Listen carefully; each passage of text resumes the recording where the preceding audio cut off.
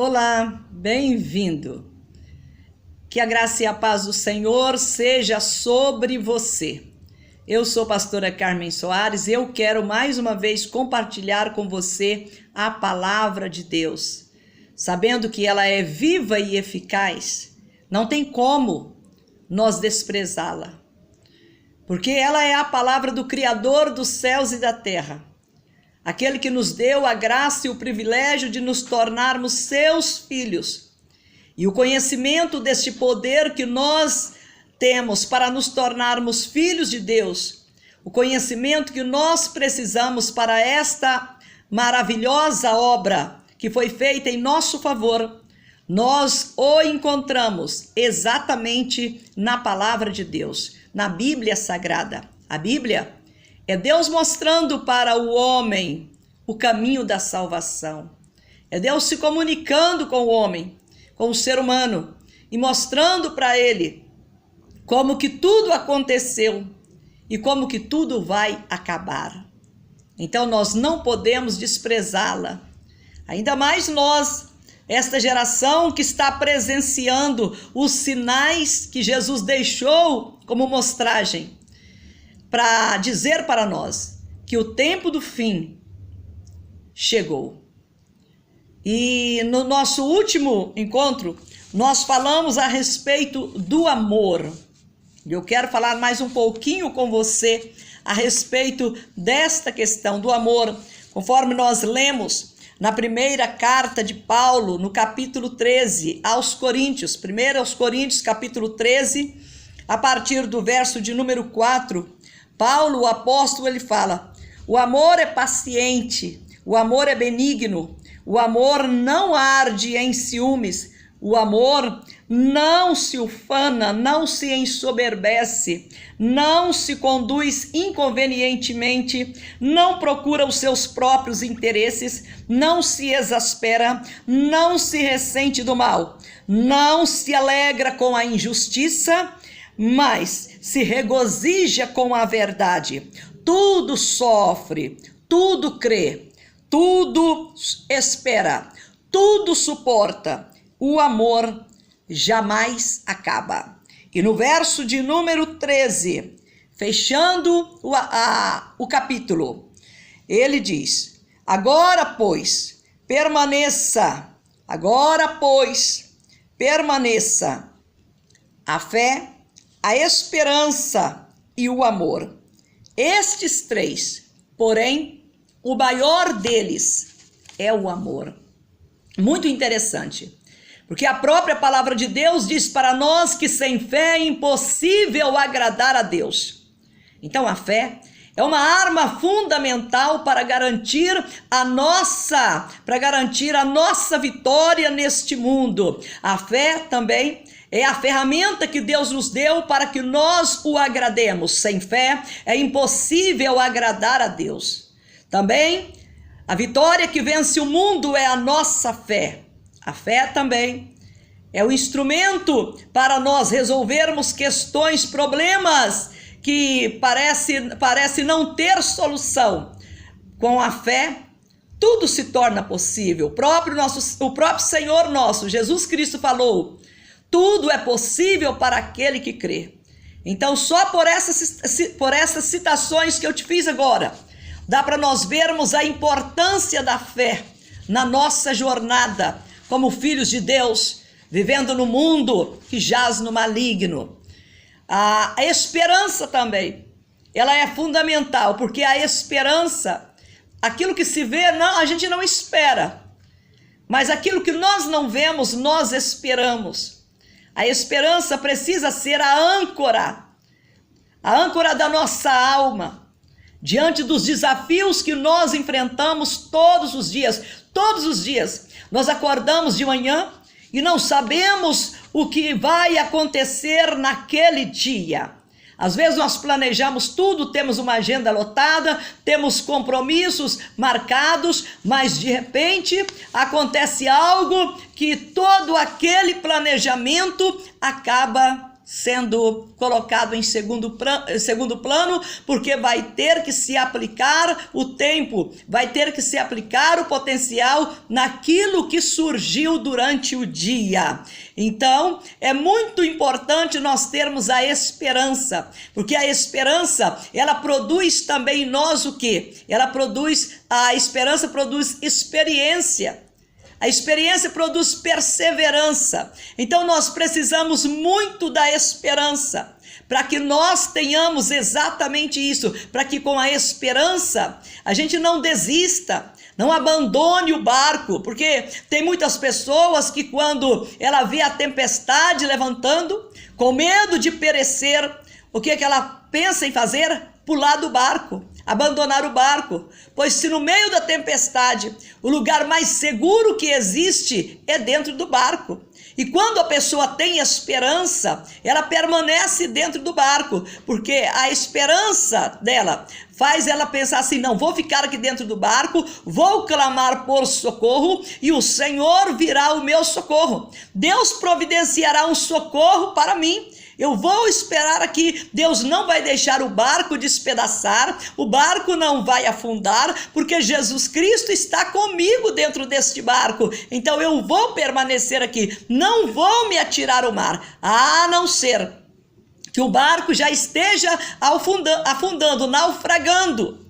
Aí ela salta do barco com a esperança também, sempre com a esperança de conseguir chegar até a praia, de conseguir chegar até a terra firme, até o lugar seguro. Ela faz isto porque ela tem esperança. Se ela não tem esperança, ela já desiste de tudo. Não tem jeito mesmo, então eu vou ficar quieto aqui e vou morrer. Vou ficar quieto aqui porque não vai adiantar, eu não vou conseguir chegar lá na praia, eu não vou conseguir alcançar a terra firme, então não vou fazer nada. Aí ela não luta. Uma pessoa que não tem esperança, ela não luta, ela desiste logo. Ela abandona logo a luta, ela se entrega logo ao fracasso. Hoje, o que mais está oprimindo as pessoas? O que mais está acabando com a expectativa de vida de uma pessoa? A depressão. E por que a depressão está tomando conta das pessoas? Porque elas não têm mais esperança. Elas acham que as dificuldades que elas estão enfrentando fugiu do seu controle, e aí então ela não adianta ela lutar, que ela não vai conseguir reverter aquela situação. Tudo porque ela não espera nada de Deus. Mas se ela tem esperança em Deus, ela logo fala: eu posso ter perdido o controle dessa situação, mas Deus não perdeu o controle. Então a minha esperança está no Senhor que fez os céus e a terra. Ele não me abandonou e nem me abandonará. Então é fundamental a esperança.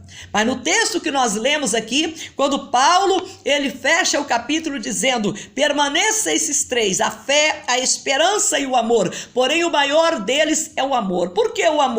Porque o amor, como nós lemos aqui, que o amor ele tudo suporta, o amor ele tudo sofre, o amor tudo crê, o amor jamais acaba. Então ele é posto da seguinte maneira: o amor tudo sofre, tudo crê, tudo espera e tudo suporta. O amor jamais acaba.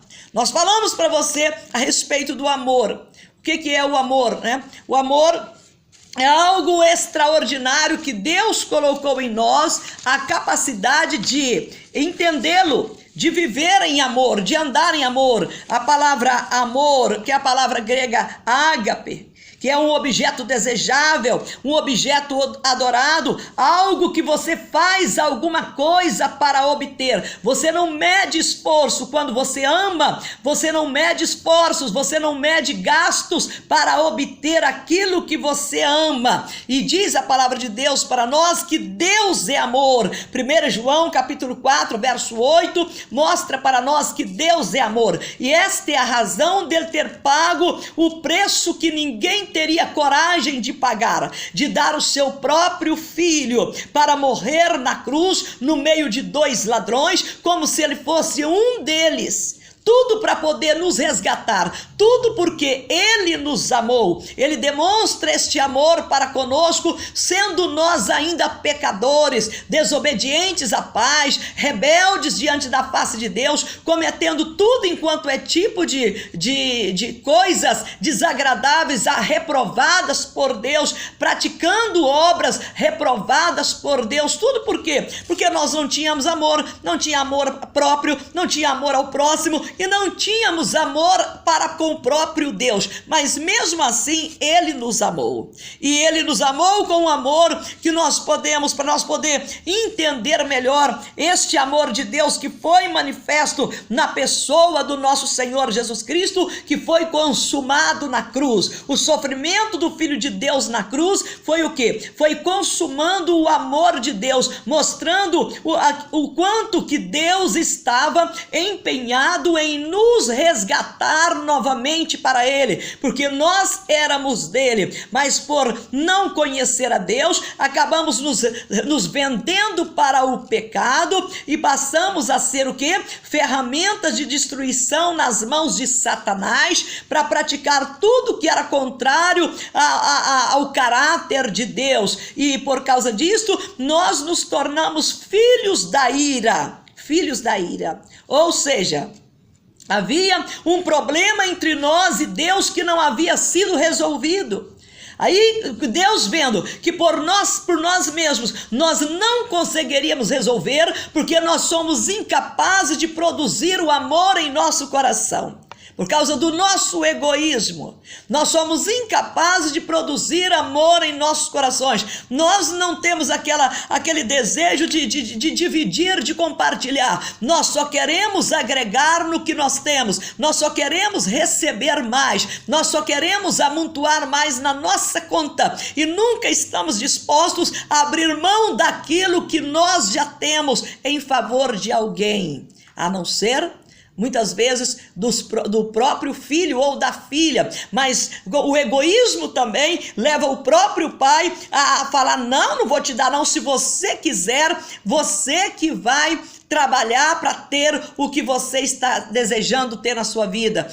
Tem muitos pais que falam desta maneira com os filhos, que tratam os filhos desse jeito: não vou te dar não, só depois que eu morrer. Então, se você quer ter alguma coisa, você vai batalhar, você vai adquirir, porque se eu tenho alguma coisa, foi porque eu batalhei e eu adquiri. Ninguém me deu nada, meu pai não me deu nada, minha mãe não me deu nada, ninguém me deu nada. Se eu tenho alguma coisa, foi porque eu lutei e porque eu batalhei e conquistei. Se você quiser também, você vai batalhar e você vai conquistar, né? Então, mesmo sabendo que quando aquela pessoa morrer, aqueles bens que ela montou vai ficar para os filhos. Mas porque ela não ama os filhos como deveria amar, mas ama mais as coisas materiais, os bens que ela adquiriu, as coisas, do que as pessoas. Aí ela trata dessa maneira. E é muito interessante que nós temos uma história, a história que transformou o Salomão em um rei famoso, né? Aliás, 2 episódios fez de Salomão um dos reis famosos em questão da sabedoria. Primeiro, Deus chega para Salomão e pergunta para ele, fala para ele assim: pede-me o que tu queres e eu te darei. Aí o que ele pede para Deus? Ele não pede riquezas, ele não pede fama, ele não pede poder, ele pede a Deus sabedoria. Então ele fica famoso por causa desta atitude dele, de pedir a Deus sabedoria. Enquanto todos os demais pediam riquezas, bens e poderes, ele simplesmente pede a Deus sabedoria. E é algo interessante que um outro episódio que marca que ele havia recebido de Deus, o que ele havia pedido, a sabedoria, é exatamente em um episódio que envolve o quê? Um ato de amor. E também um ato de quê? Um ato de uma pessoa que não ama, o ato de uma pessoa egoísta, uma pessoa soberba, uma pessoa que se conduzia inconvenientemente, uma pessoa que preocupava apenas com os seus interesses interesses e não com o interesse das outras pessoas. Uma pessoa que tinha no seu coração ressentimento do mal, uma pessoa que se alegrava com a injustiça. É o caso das duas mães. É muito interessante, nós encontramos essa história no primeiro livro de Reis, no capítulo 3, quando duas mulheres, duas prostitutas, que moravam juntas na mesma casa, as duas ficaram grávidas e as duas tiveram os filhos no mesmo tempo. E aconteceu que numa noite, uma das mães, ao dormir, ela deitou sobre o seu filhinho, sobre o bebê, e o matou. Ela o asfixiou e o matou. E o que ela fez? Ela pega o seu filho, que era da mesma idade da outra, que morava na mesma casa com ela, pega o seu filho morto, leva a criança morta e coloca ao lado da mãe, cujo filho estava vivo. Aí ela faz o quê? Ela pega o filho vivo e traz e coloca ao lado dela. Quando o dia amanheceu e a mãe deparou com aquela criança morta, mas ela viu que aquele não era o seu filho. A mãe conhece o filho, então ela viu que aquele não era o seu filho, que o seu filho era o que estava vivo e não que estava morto. E suscitou entre elas uma contenda tão grande que o caso precisou ser levado para o rei Salomão para que ele resolvesse esta demanda. O que nós encontramos? De um lado, uma mulher egoísta, uma mulher que não entendia o que é o amor, uma mulher que não demonstrava nenhum sentimento, nenhuma afeição, pegando o filho da sua colega e dizendo que era o seu filho. Aí o que acontece? Nós lemos a partir do verso de número 24 assim: então disse Salomão: trazei-me uma espada.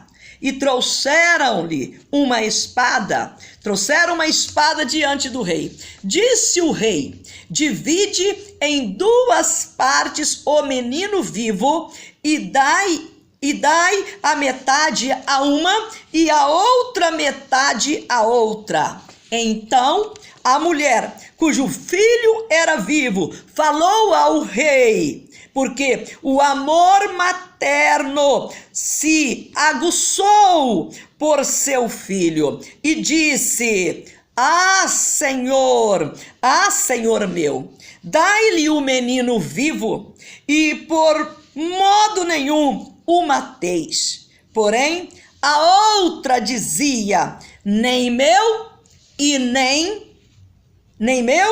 nem teu, seja ele dividido. Então, esta mulher, com esta atitude, ela retrata o quê? Uma pessoa egoísta, uma pessoa soberba, uma pessoa áspera, uma pessoa que não sabia o que era o amor. Agora tem a questão: por que essa mulher, essa mãe, ela tinha tanta crueldade no seu coração? Provavelmente ela deveria ter crescido em um lar hostil. Geralmente uma criança que é hostilizada, ela cresce e ela se transforma num adulto hostil que vai hostilizar as pessoas que estão em sua volta. E nós podemos perceber que esta mulher aqui, ela era hostil, porque provavelmente ela não havia conhecido o amor. As pessoas não haviam demonstrado amor a ela. Tanto é que para ela tanto fazia o seu filho morto, vivo ou morto, não tinha nenhum valor. Pegou o menino, levou e colocou do lado da outra mãe, tomou o menino vivo, fazendo um ato cruel, demonstrando que naquele coração não havia nenhum pouco de amor, nenhum sentimento de zelo com a outra pessoa, nenhum sentimento de apreço por outra pessoa, nenhum sentimento de consideração por outra pessoa. Salomão, vendo aquela situação e com a sabedoria que Deus havia lhe dado, o que ele faz? Ele tem esta iniciativa, iluminado por Deus, creio eu, que Salomão não iria matar aquela criança, não mandaria matar matar a criança, mas ele queria ver de fato o que estava no coração daquelas duas mulheres. E assim aconteceu. Quando ele disse: traz-me uma espada, divida o menino, dá metade para uma, dá metade para outra, aquela que era mãe verdadeira, com amor de mãe, aguçado no seu coração pelo seu filho, ela intervém dizendo: não, meu senhor, não faça isto, não mate o menino, dê o menino para ela, mas de maneira nenhuma, não mate o menino. Com isto, o que Salomão viu? Que aquela mulher que lutou para preservar a vida da criança era a mãe do menino. Por quê? Porque ela demonstrou amor para com aquela criança. Ela demonstrou apreço para aquela criança, ela demonstrou zelo por aquela criança, ela demonstrou interesse em preservar a vida daquela criança, porque o amor faz o quê? Ele preserva. Quem ama, preserva. E aquela mulher demonstrou isto, que ela amava aquele filho, por isso ela queria preservá-lo. Ela abriu mão do filho por amor, para que ele não morresse por causa do egoísmo daquela outra mãe. Então nós encontramos aqui uma demonstração de amor, de apreço por uma pessoa, de querer fazer o bem para outra pessoa. E este amor que nós encontramos no coração desta mãe é exatamente o que Deus espera de nós, que nós venhamos viver em amor. Não, como eu te disse, que nós sejamos capazes de produzir amor, porque não somos, porque nós somos egoístas. Estas duas mulheres, uma tinha amor porque ela deixou Deus trabalhar no seu coração.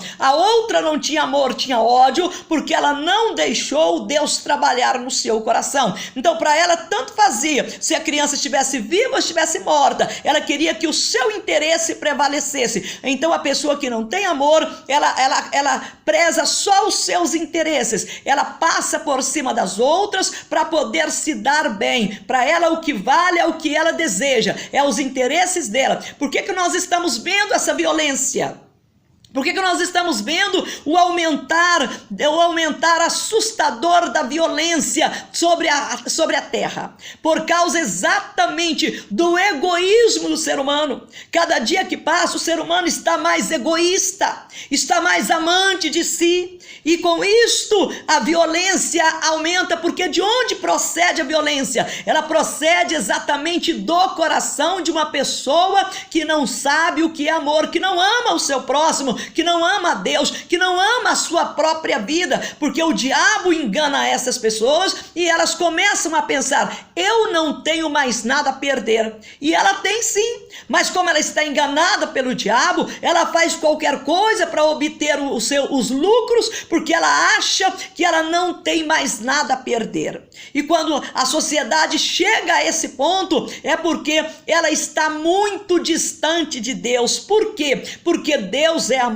e nós somos incapazes de produzir amor em nossos corações. Se Deus não colocar amor em nossos corações, nós vamos agir buscando o nosso próprio interesse. Olha como tem aumentado o número de divórcio, de separação. Exatamente por causa disso, porque as pessoas, elas não querem abrir mão, elas não querem ceder, porque se você, não tem como. Se você ter para outra pessoa ter espaço, você tem que ceder parte do seu espaço, vice-versa. Assim, se o marido quer ter espaço, ele tem que ceder parte do seu. Se ele quer ter a adesão da sua esposa, o que ele tem que fazer? Ele tem que abrir espaço na sua vida para a sua esposa encaixar da mesma maneira. Se não houver essa questão, a esposa também, ela tem que abrir espaço na sua vida, ela tem que abrir mão de alguma coisa para que tenha espaço para o marido estar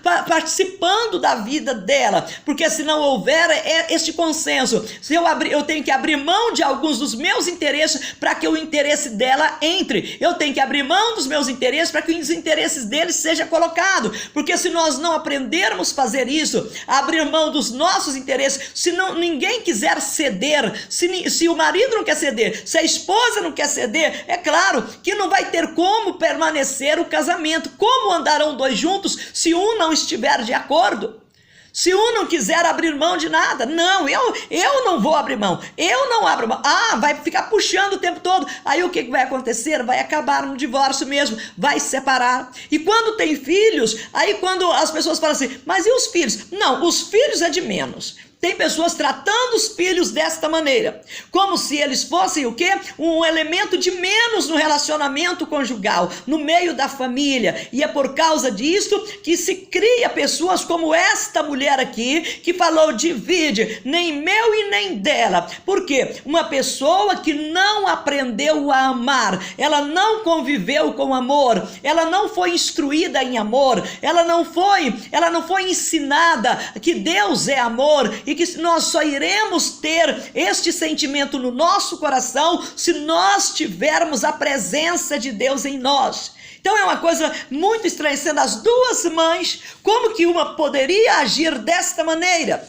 Sendo que coração de mãe é muito parecido, mas no caso aqui, o coração de uma destas mães era muito cruel, porque ela não tinha amor na sua vida. Como a outra, a mãe verdadeira, ela tinha amor na sua vida. Aí nós podemos ver que com ela o que aconteceu? Aconteceu exatamente isso aqui, ó. O amor tudo sofre, tudo crê, tudo espera e tudo suporta. Então o amor daquela mãe amava tanto seu filho que ela preferiu abrir mão dele do que vê-lo morto por causa do egoísmo daquela outra mãe. Então nós vemos aqui uma demonstração de amor. O que Salomão faz diante disso?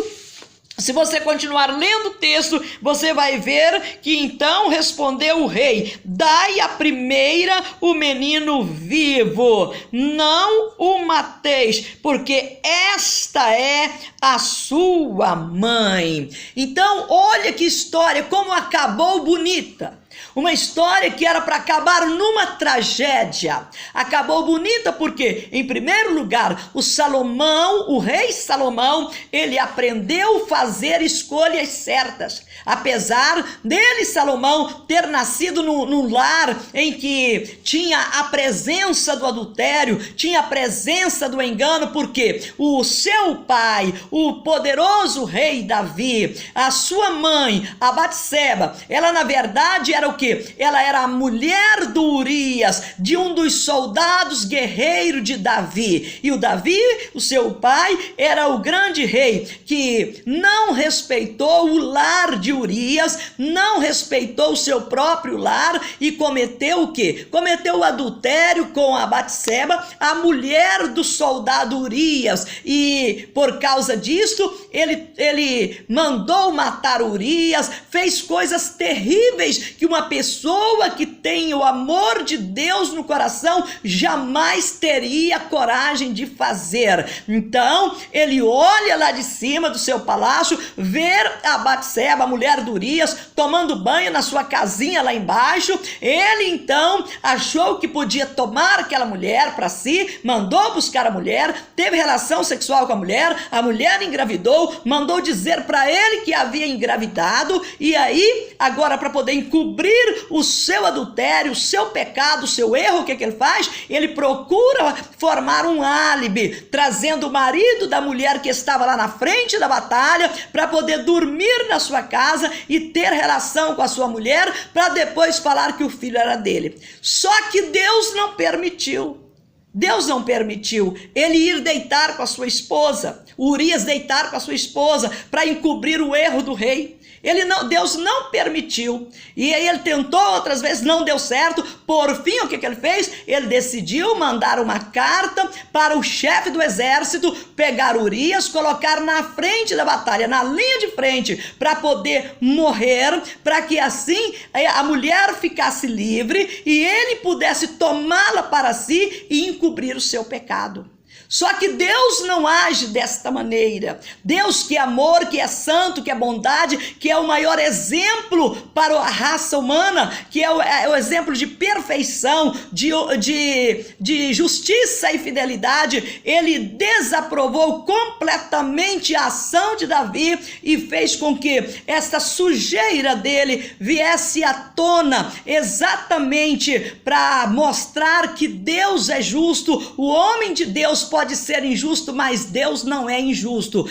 Nós podemos ser infiéis, mas Deus permanece fiel. O que é que Deus fez? Deus vai, mostra o pecado de Davi, aí todo mundo ficou sabendo. Então o Salomão, que foi filho de Davi com a Batseba, depois que aquela criança do adultério faleceu, ela engravidou de novo, porque ela passou a ser mulher dele, esposa dele.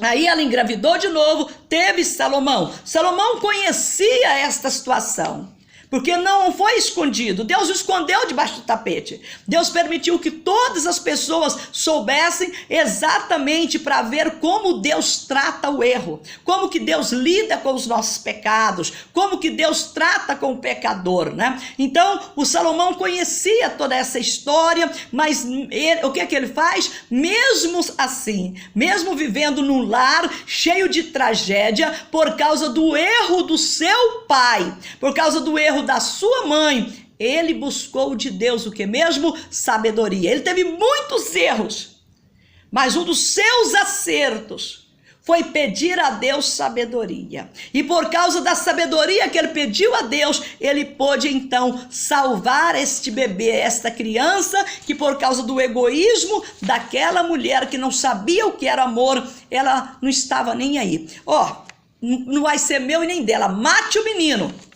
O rei, com a sabedoria recebida de Deus, falou: não mate o menino, entregue-o para sua mãe, ela é a mãe do menino. E assim todos ficaram sabendo da sabedoria de Salomão e como essa criança foi salva da morte com uma ação de Deus. Porque se ele não tivesse recebido a sabedoria de Deus, talvez também ele trataria o problema como uma pessoa comum que não conhece a verdade. Mas como ele conhecia, ele foi guiado por Deus e aí a criança foi poupada, a mãe teve a restituição do seu filho e o nome do Senhor foi glorificado. Exatamente isso, o que nós estamos precisando aprender a fazer, usar sabedoria que vem de Deus para a nossa vida, para que nós tenhamos decisões pautadas pelo amor, pela lealdade, pelo compromisso com as outras pessoas,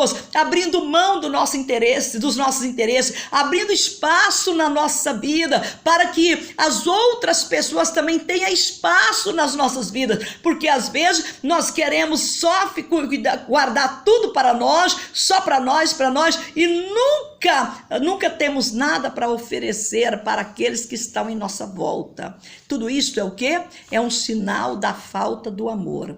Neste mundo que nós estamos vendo, as pessoas não têm compromisso com ninguém, apenas com ela mesma. Nós precisamos clamar a Deus, porque Deus é amor, para que Ele nos dê sabedoria, para que nós, ao tomar decisões na nossa vida, nossas decisões não sejam elas pautadas pelo nosso egoísmo, pelos nossos interesses, mas sim pela justiça e pelo amor. Que Deus, nosso Pai, tenha misericórdia de nós e que nas nossas orações nós venhamos pedir a Deus que Ele encha o nosso coração de amor, para que nós não venhamos agir de maneira egoísta, mas que venhamos agir com justiça, para que em nós o Deus Todo-Poderoso seja glorificado. Vamos orar. Quero orar com você.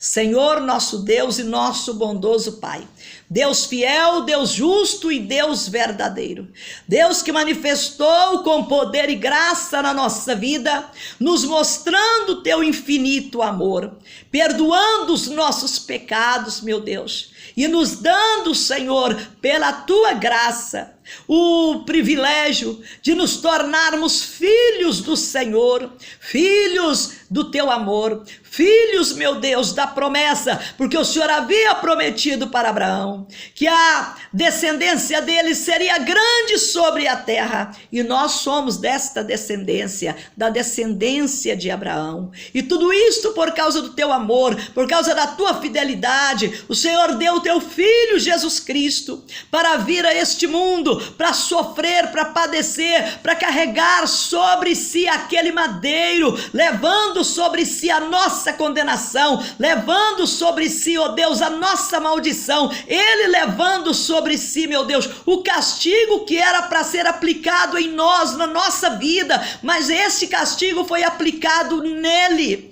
Tudo por causa do teu grande amor. Senhor nosso Deus, graças nós te damos por este infinito amor, e que o Senhor abençoe os nossos lares, que os nossos lares sejam um referencial deste amor, que as nossas vidas venham a refletir o teu amor, que as nossas vidas, meu Pai, venham a ser um exemplo do teu amor, que o Senhor nos dê sabedoria, nos dê paciência, nos dê, ó Deus, nos dê entendimento para lidar com as dificuldades da família, para lidar com as dificuldades com as pessoas que estão em nossa volta, e que nós não venhamos nos tornar assassinos dos nossos irmãos, que nós não venhamos tornar assassinos dos nossos próprios filhos, assassinos dos nossos próprios pais, mas que nós venhamos ser, meu Deus, aquela pessoa que preserva a vida, que protege o próximo, que zela pelo próximo, que abre mão dos seus interesses, que abre espaço na sua vida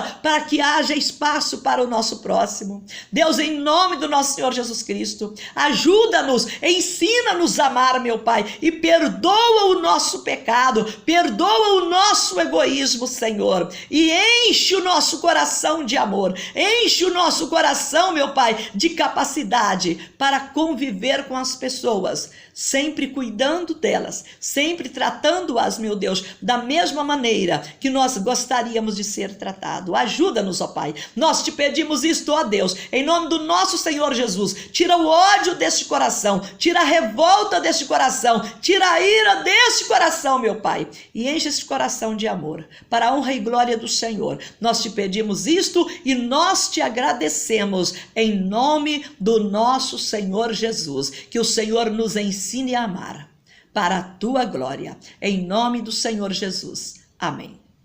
Muito bem. Que Deus abençoe você.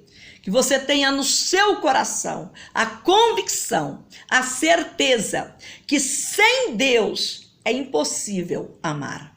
Que Deus te abençoe. Fique na graça e na paz do Senhor. Eu, pastora Carmen Soares, te agradeço e até o nosso próximo encontro. E não se esqueça, Deus é amor. Não tem como você demonstrar amor se você não tiver Deus na sua vida.